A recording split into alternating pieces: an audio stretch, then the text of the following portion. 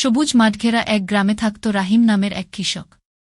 পরিশ্রমী হলে ও এবছর তার ফসল নষ্ট হয়ে গেল। পরিবার পরিজন নিয়ে সে ভীষণ দুশ্চিন্তায় পড়ল। এক রাতে আকাশভরা তারার দিকে তাকিয়ে সে কাঁদতে কাঁদতে বলল, হে আল্লাহ, আমি কিভাবে সংসার চালাব?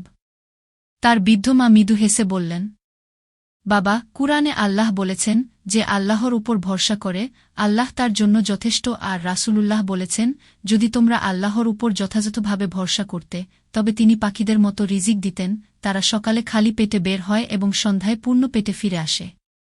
পরদিন ভোরে রাহিম নামাজ পড়ে জমিতে গেল। রাস্তার ধারে এক দরিদ্র পথিক পড়ে ছিল অসুস্থ অবস্থায়। নিজের সামান্য শুকনো রুটি আর পানি তার হাতে তুলে দিল রাহিম। সে জানত না এই ছোট দানি তার জন্য বড় পরিবর্তনের দরজা খুলে দেবে। কিছু দূরে সে এক বৃদ্ধ ব্যবসায়ীর সাথে দেখা পেল। বৃদ্ধ তার সততা ও সহানুভূতিতে মুগ্ধ হয়ে বললেন, তোমার মতো মানুষই আমার জমি দেখাশোনা করতে পারবে। তুমি চাইলে এই মৌসুমে আমার জমি চাষ করো, ফলন তোমার হবে গি। কয়েক মাস পর সেই জমিতে প্রাচুর্য ফসল উঠল। রাহিম চোখ ভিজিয়ে বলল, সুবহানাল্লাহ! আল্লাহর উপর ভরসা করলে সত্যিই তিনি অপ্রত্যাশিত জায়গা থেকে রিজিক দেন গু। গ্রামের মানুষদের উদ্দেশ্যে রাহিম বলল, ভাইরা, দুশ্চিন্তা নয়, চেষ্টা আর আল্লাহর ভরসায় জীবন বদলে দেয়া।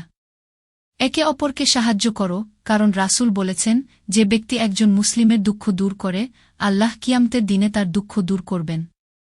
আল্লাহর উপর ভরসা ও ধৈর্য ধরে নেক কাজ করলে তিনি অপ্রত্যাশিত জায়গা থেকে সাহায্য করেন।